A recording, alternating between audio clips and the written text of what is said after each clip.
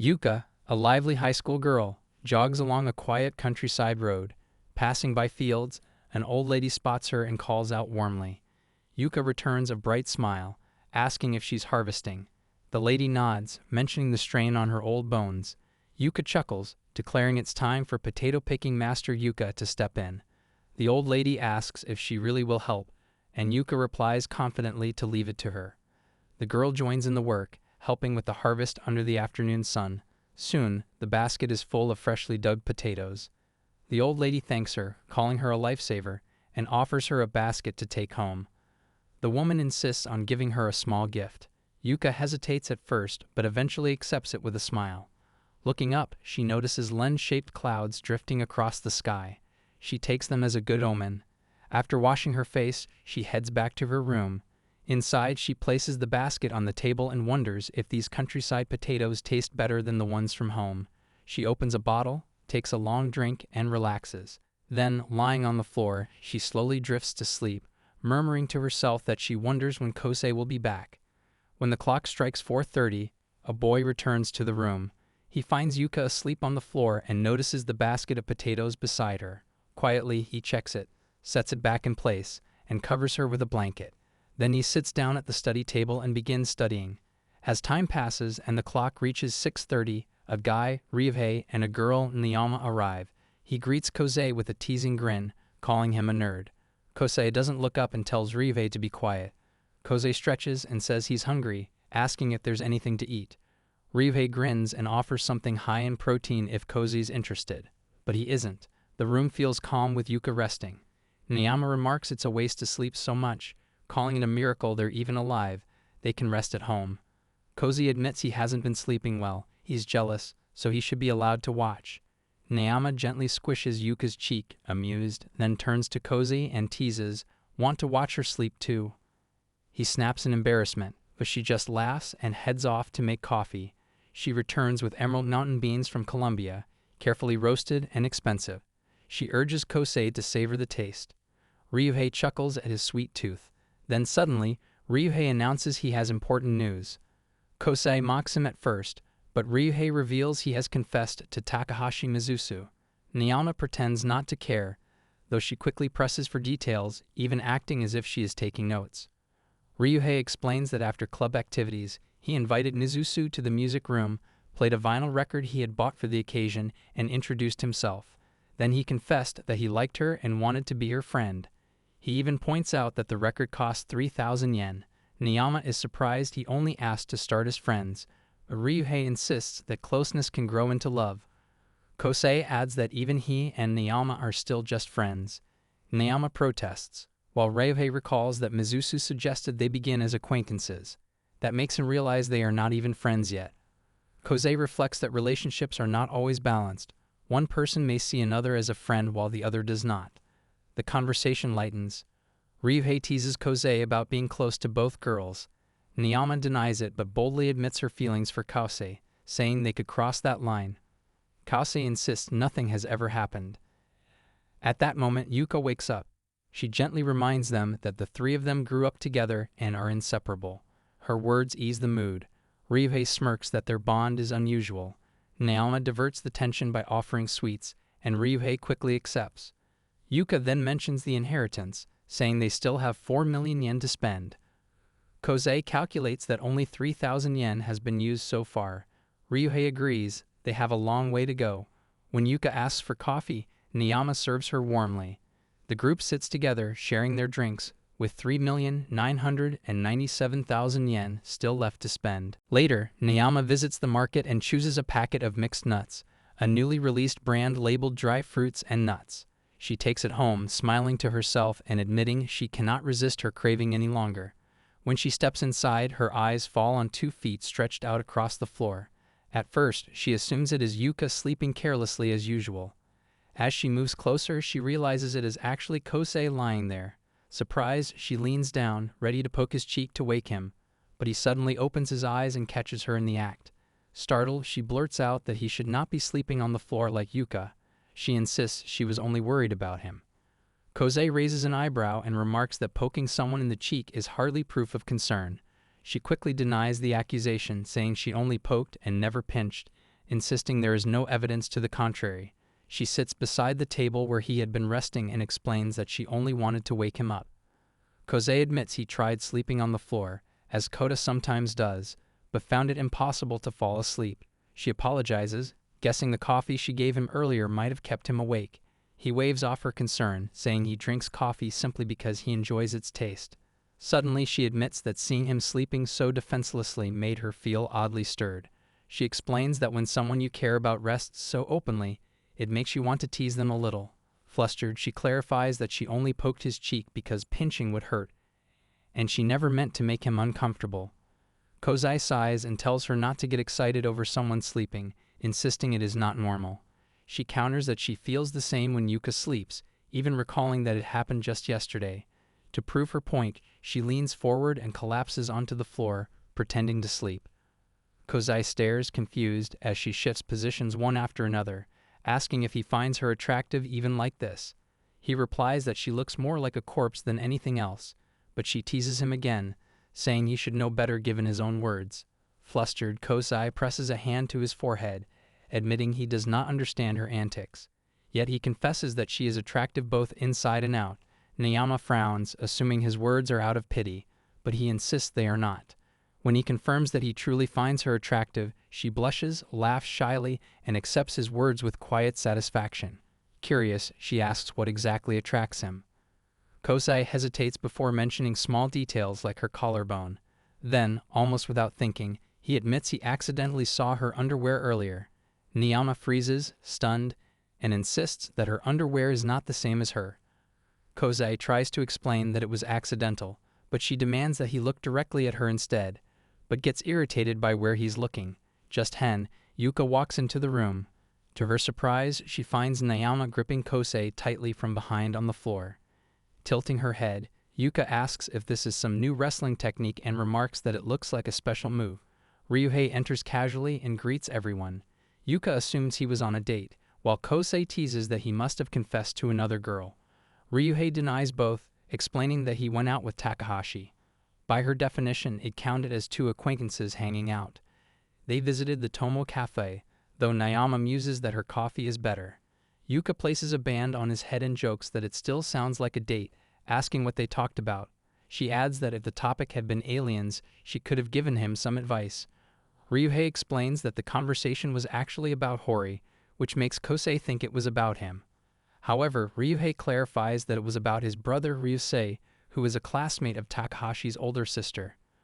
Koukousei starts to wonder if Takahashi might be among the girls who often surround Ryusei. Yuka decides she will ask for the girl's name next time, believing a talk about aliens would have been more interesting. Nayama mentions that she has never met Kosei's brother before. Yuka remarks that she is probably better off that way, while Ryuhei explains that his brother's relationships tend to swing between love and hate. Koukousei agrees firmly that she is better off not meeting him at all, leaving Nayama unsure what to think. Nayama then prepares coffee, assuming Koukousei would decline. To her surprise, he agrees to have some. She serves it and explains that the beans are her favorite, erichaji from Ethiopia, roasted to city level for a balanced taste of bitterness and sweetness. She insists that milk should not be added. Ryuhei, unsure of what she means, decides to taste it first. When Yuka tries it, she reacts in surprise and wonders how Nayama can afford such coffee. Koukousei suggests using their inheritance money. Nayama mentions she wants to buy Jisha beans next, leaving Ryuhei confused by the name. Realizing the misunderstanding, Nayama explains that Jisha is a type of coffee bean. She recalls tasting it once and finding it incredibly delicious, wishing she could have it again. Koukousei hesitantly asks about the cost, and Nayama admits it is about 2,000 yen for 100 grams. Yuka asks how many beans make 1 cup. Nayama explains that she uses 15 grams per cup, meaning one serving costs around 300 yen. She adds that the beans used today cost 700 yen per 100 grams. Kasi reacts to the expense and mentions again using the inheritance. Nayama thanks him, and Yuka interrupts, asking if she can eat the snacks. Nayama nods, and they all enjoy tea together while Ryuhei comments on how tasty it is. Koukousei leans back, wondering aloud what their grandmother intended them to do with all the inheritance money, 4 million yen in total. Yuka sighs, saying it would be nice if they could ask her directly. Just then, there is a knock at the door. Ryuhei goes to answer and finds a man smiling at him. The visitor remarks that Ryuhei has grown since they last met only a week ago and steps inside when invited. Nayama recognizes him as Haziv-san, who greets everyone warmly and says the place looks great, almost like a secret base. Everyone gathers around the dining table, sipping the drink. Koukousei reminds Hazibi that he is still the owner of the house and offers to make coffee for him. Hazibi thanks him and notes that he appreciated their help during the funeral. He adds that the care funds were managed well and that seeing so many young people together makes him feel young again. Yuka teases that there is even a high school girl among them, fresh from school.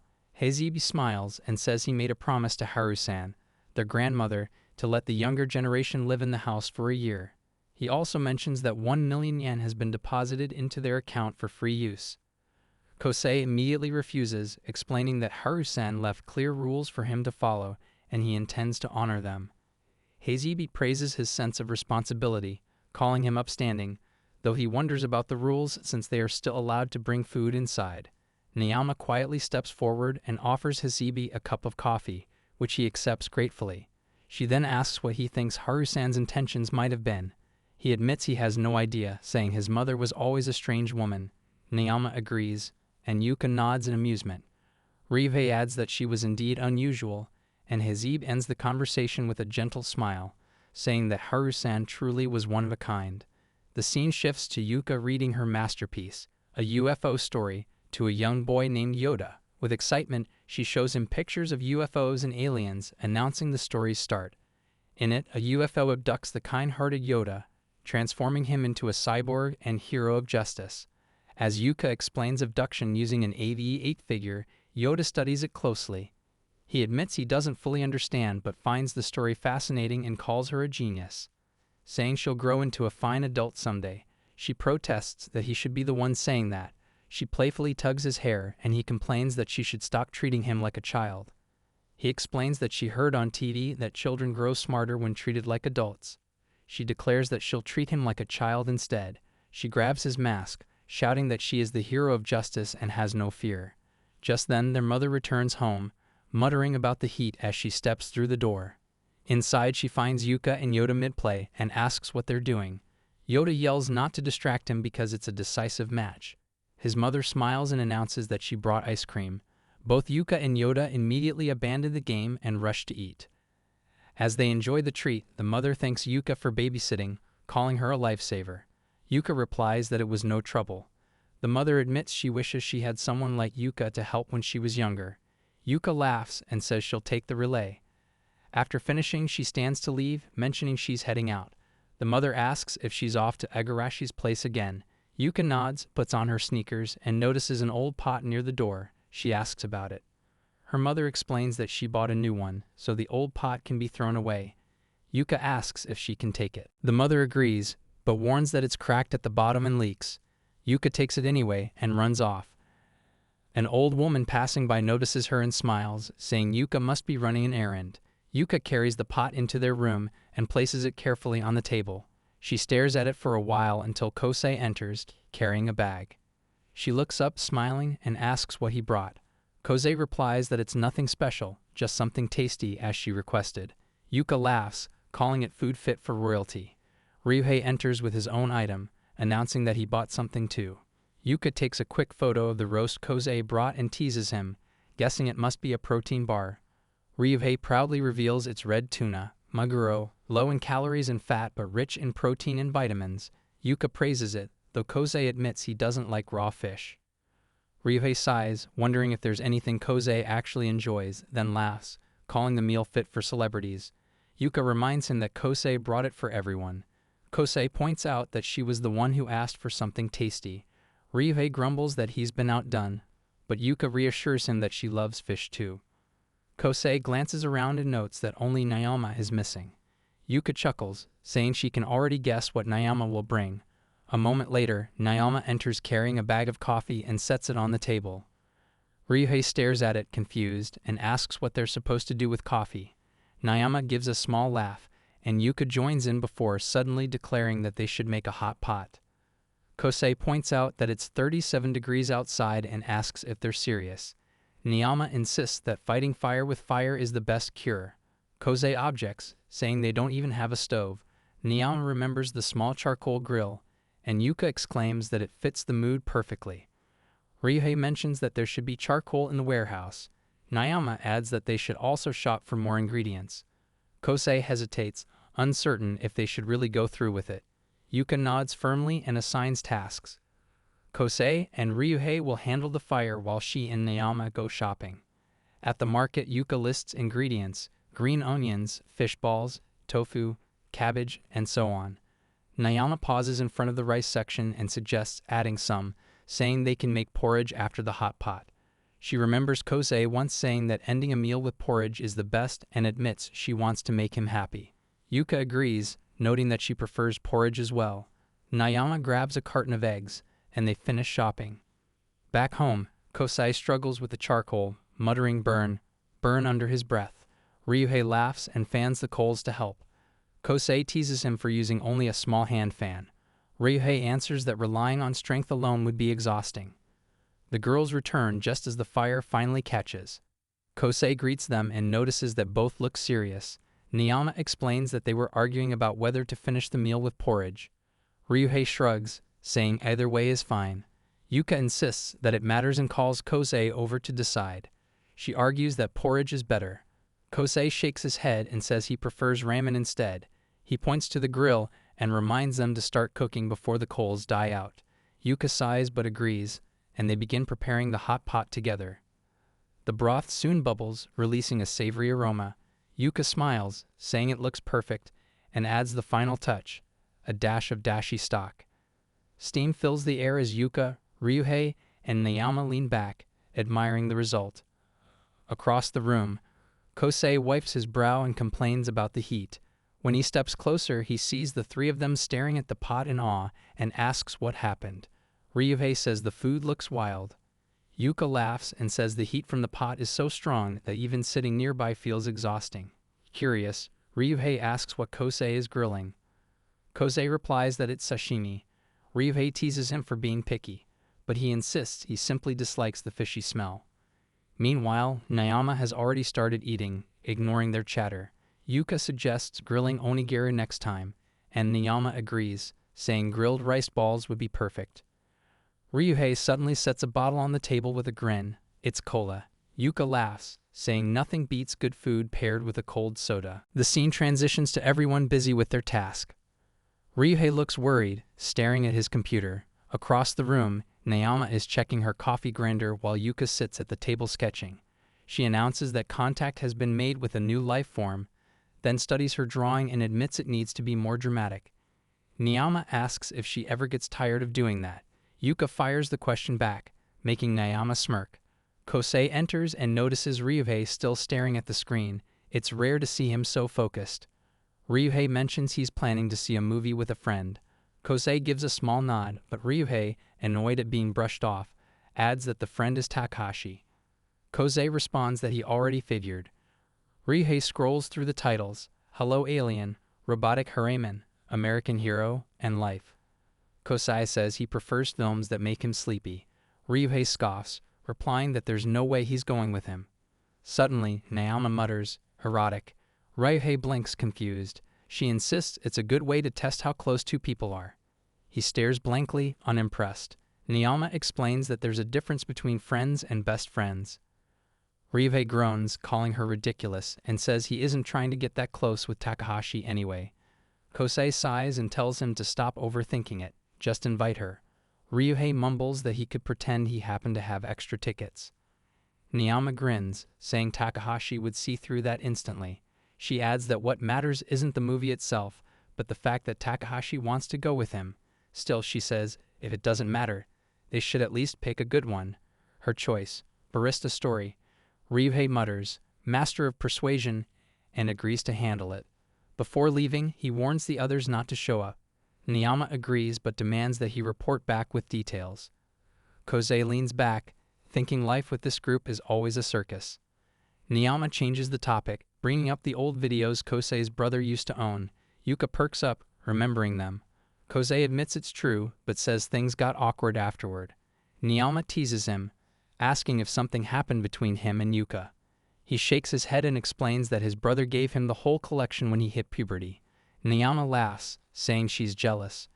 Koukousei groans, recalling how his brother even asked for his opinions when he didn't understand anything back then. Yuka and Niyama nod, oddly relating to the story. A few minutes later, Ryuhei returns. Niyama immediately asks for an update. He says it's settled. Friday, they're watching a movie. Niyama smirks, commenting that Takahashi must really like him to spend hours in a dark theater together. Ryuhei frowns, annoyed that she's meddling again. She denies it and calls him rude. He says they're watching Hello Alien. Niyama perks up, recognizing it as a reboot of a classic she's wanted to see. Suddenly, Yuka freezes. Ryuhei notices and asks what's wrong. She blurts out that it's already showing nearby. When he nods, she grabs his arm and begs to come along. Ryuhei tries to shake her off, insisting she leave him alone. Koukousei watches quietly from the side. Ryuhei declares he won't allow anyone else, only his girlfriend, Takahashi. Immediately, Yuka turns to Koukousei, grabs his hand, and pleads with him to come, explaining she doesn't have the courage to watch a movie alone. Koukousei realizes he has no choice and agrees. Niyama glances away, trying to hide her reaction, but feels a faint hint of jealousy. The next day, the group arrives in the city. It's been a long time since their last visit. They stop at a small cafe near the theater before heading in. Inside the cinema, Ryuhei and Takahashi sit together on one side. Ryuhei sips from his cup, while Takahashi munches on popcorn, eyes fixed on the screen. On the other side of the theater, Koukousei sits in the middle with Yuka on one side and Niyama on the other. Niyama sits quietly in their shared room, positioned in front of the mirror. Yuka and Koukousei enter, both weary from the heat. Yuka notices what Niyama is doing and pauses with curiosity. She explains that she's taking pictures of herself to use as references for her drawings. Yuka kneels beside her and offers to help. Niyama nods and straightens her posture. Yuka takes several shots while Niyama adjusts her angles and gestures. When they review the photos together, Niyama studies the screen for a moment and decides that Koukousei should take the next ones. Koukousei sits nearby with a small fan in his hand. He looks up, surprised, when he hears his name. Niyama turns toward him and asks for his help, explaining that a man's viewpoint might give the pictures a different kind of balance. Koukousei hesitates but eventually agrees. He holds the camera while Niyama sets the mirror at the right angle. Light from the window falls softly across her shoulders. Yuka stands at the side, holding a small lamp to brighten the shot. The room is warm and quiet, except for the faint hum of the fan. After a few more pictures, Koukousei lowers his arms and leans back, tired from the heat. Niyama scrolls through the images and decides they look good, though she wants to see them on a larger screen. Yuka remembers that Ryuhei keeps a computer nearby and points toward the desk. They move over to it. A small note on the monitor reads, "Do not use." Niyama touches the keyboard anyway. Koukousei frowns but does not stop her. The password unlocks easily, and Niyama smiles at her small victory. Koukousei calls Ryuhei to explain what is happening. While he talks on the phone, the girls have already started opening folders on the desktop. Ryuhei gives permission to use the computer, but warns them not to touch anything else. Koukousei hangs up, though it is already too late. The girls have found a hidden folder filled with artistic portraits of women. Niyama studies the images with a bored expression. Yuka glances at the screen and shrugs. Koukousei stands awkwardly behind them, unsure how to react. Niyama teases him, and Yuka laughs quietly under her breath. The moment lightens, and Koukousei tries to shift their attention back to their own photos. The new pictures appear on the screen. The lighting looks soft and natural. Niyama seems satisfied with how they turned out and asks for Koukousei's opinion. He steps closer and points to one of the images, noting the strong framing and clear shape. Niyama smiles faintly, and Yuka nudges him playfully for being so serious. Niyama stretches her arms and says she will finish the rest later at her place. Yuka nods in agreement. The room grows still until footsteps echo from the hallway. Ryuhei enters, and Niyama quickly closes the folder. She reminds him not to use the same password again, which makes everyone laugh. Afterward, they gather for light exercise. Ryuhei counts the moves while the others follow. Yuka tries to keep up but collapses halfway through, exhausted. The group bursts into laughter as they finish the set. That night, Koukousei lies on his bed. His eyes remain open as his thoughts drift back to the long, strange day that lingers in his mind. The next day, Koukousei enters the house. While passing the bathroom, he notices Naoma standing before the mirror, checking her ear. When he asks what she is doing, she replies that her ear has been itching. He advises her not to clean them too often, explaining that it can be harmful and should be done privately. After washing his hands, he steps out of the bathroom. Naoma watches him quietly. Then she takes his hand and pulls him to sit beside her. Resting her head on his lap, she hands him an ear stick and asks him to clean her ear. Koukousei hesitates for a moment but eventually begins. The room stays silent except for the faint sound of their breathing. His movements are gentle and precise, yet the closeness makes him tense. He keeps reminding himself that he is only cleaning her ear. Naoma shifts slightly. Her voice is low, and her expression suggests a strange mix of calm and sensation. Koukousei takes a deep breath and continues, focused but uneasy. Suddenly, the door slides open. Yuka steps inside, looking half asleep and rubbing her eyes. She freezes when she sees Naoma lying across Kousei's lap. The sight startles Koukousei, who stiffens as Naoma instinctively grabs his arm. The air grows heavy with silence. Yuka walks closer, still confused. Naoma sits up halfway, brushing her hair from her face, and murmurs that it feels as if something just struck inside her head. Koukousei hides his face with one hand, trying to mask his embarrassment. Yuka tilts her head, studying them both without speaking. Naoma lies back down again and asks Koukousei to clean her other ear. He shakes his head and refuses.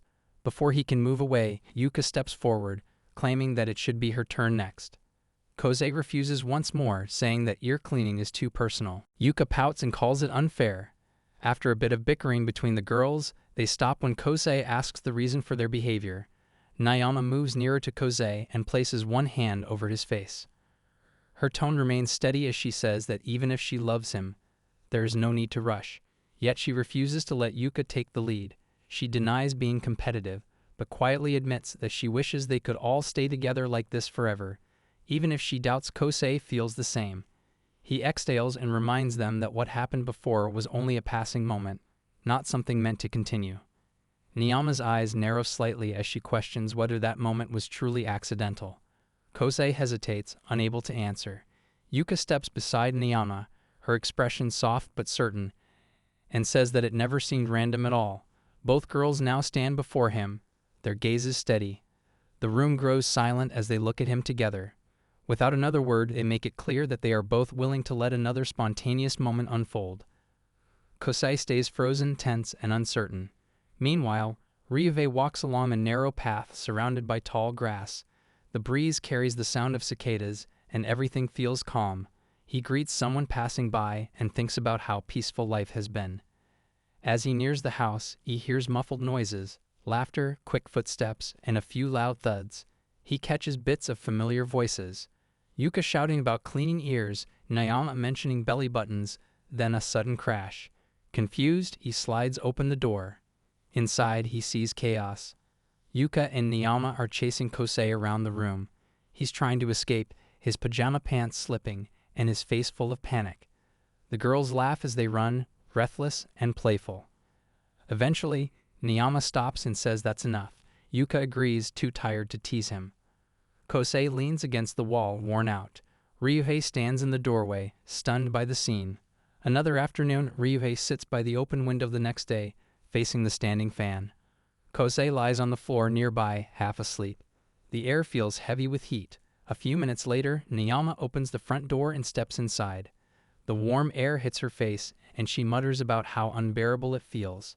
When she notices the two of them, she pauses and asks if they are holding a heat endurance contest. Ryuhei remains seated near the fan and explains that they are having power issues. He has already contacted Tetsuzu-sen to send someone to repair it.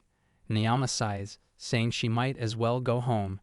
Ryuhei replies that leaving would be a waste. She looks at him puzzled, and he explains that heat can be good for the body. It trains the mind. Naoma, half believing him, then turns to Koukousei and asks if he plans to go home too.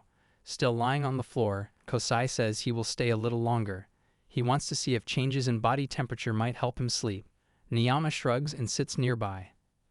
Outside, Yuka walks, complaining that the heat feels endless and that she might melt if it continues. When she reaches the house, she opens the door and sighs in relief, calling it a slice of heaven. The feeling lasts only a moment. As she steps inside, the heavy air surrounds her, and she realizes it feels more like a sauna than a home. She looks around in disbelief and quickly asks about the air conditioner. She rushes to the unit and turns it on, but Ryuhei tells her it is broken. The repair will not be completed until the day after tomorrow. He adds that if she cannot handle the heat, she is free to leave, because staying is a test of endurance. Nayama listens quietly and decides to stay, saying that she can handle it. Yuka stares at her surprised and asks if she really wants to stay in such weather. Nayama smiles faintly, while Koukousei clarifies that it is not an endurance contest at all. Yuka folds her arms, refusing to be left out, and announces that she will stay too. All four of them gather near the window. The fan spins slowly, pushing warm air across the room. Nayama looks around and wonders aloud what is supposed to be fun about this. Yuka replies that it is a kind of training. Nayama raises an eyebrow and asks what kind of training she means. Yuka explains that communicating with aliens requires a higher spiritual level, like upgrading from 4G to 5G. Nayama stares at her, unsure whether to laugh or take her seriously, while the fan hums quietly in the background. A book slides across the table and lands on Yuka's face. She lifts it off and asks what being hot has to do with training. Nayama responds that it is simply a result of Yuka's strange ideas, a side effect of her imagination. Yuka concedes that maybe she is right. The air feels heavy and unbearable. Nayama finally stands and tells Yuka not to come too close. She takes off her shirt to cool down. Yuka does the same, saying it feels much better. Both of them lie down on the floor, soaked in sweat. Nayama sits up, trying to catch her breath. Yuka lies flat on her back and says the heat feels sticky and uncomfortable. The fan hums softly, barely helping. Nayama pants, her face flushed. Yuka asks if she's okay. Nayama says if dogs can handle heat, so can she. Yuka laughs and makes a joke, and Nayama replies with a smirk. Koukousei, sitting nearby, steps forward and tells her to stop. His voice is serious, saying the joke has gone too far. Nayama looks up and says she was just checking if he could stay calm. Koukousei sighs, rubs his forehead, and says the heat is messing with their heads. He walks to the refrigerator, saying he's getting water. Ryuhei raises an eyebrow and teases him for giving up. Koukousei replies he doesn't mind and opens the fridge. Cool air hits his face. He fills a glass, drinks, and smiles as the cold water refreshes him. He puts a bottle and 2 glasses on the table, telling the others to help themselves. Ryuhei stares at the bottle, unsure whether to give in. Finally, he sighs and drinks, saying it's not worth suffering in the heat. He feels alive again and tells the others to stop pushing themselves. Yuka says she wants to keep going a little longer, though her voice is weak. Nayama tries to keep her pose but looks just as tired. Koukousei steps outside and notes the temperature hasn't dropped, even though it's evening. Ryuhei joins him and says it's normal, it's still summer. Then he changes the subject and asks what Koukousei thinks of the computer model he wants to buy. Koukousei says he doesn't know much and suggests getting a more expensive one. Ryuhei disagrees and explains that price doesn't always mean better performance. He talks about different manufacturers, and Koukousei realizes it's going to be a long conversation. Inside, Nayama sighs and tells them to focus. Yuka agrees. Koukousei replies that they already tried. Ryuhei says they should just admit defeat. The two of them glance at each other and laugh. Ryuhei lifts a sports drink but sees that the bottle is almost empty. Before he can pour more, Nayama and Yuka notice. Their tired looks vanish as they rush to the table. They claim the drink for themselves. Ryuhei raises his hands and lets them take it. The girls sit together, flushed but smiling. They clink their glasses and drink. The cold liquid is refreshing. Nayama leans back and says it feels like being reborn. She pours another glass and offers it to Yuka, who nods and thanks. Noticing Koukousei watching them, Nayama raises an eyebrow and asks what he's looking at. He quickly turns away with a vague answer. The moment softens. After a short pause, Koukousei smiles slightly and says they should have another contest sometime. Yuka laughs and agrees. Here I am, know it's been a while. I was in denial about my love. Here I stand, I know I walked away.